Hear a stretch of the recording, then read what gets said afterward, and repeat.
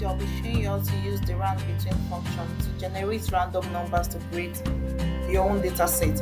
Now, how do we start? We click into this cell and then you type the round between function, enter tab.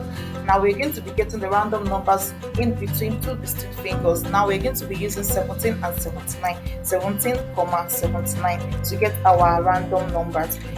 You close the bracket and you take enter, and then you double click to drag down to fill the other cells with the numbers that you intend to use.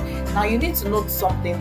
These numbers, this range of numbers can continue to change. Once you try to do any other thing in the cell, the numbers will continue to change. And sometimes you might not be satisfied with the set of numbers, the set of random numbers generated. So what you have to do is double click on it and you click enter again, and the set of number changes. You continue to do this until you have gotten the set of numbers that you want.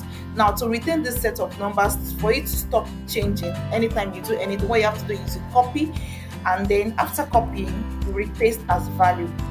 Once you repaste as value, this set of number that is generated is retained, and then you are able to use it for whatever analysis you want to use it for.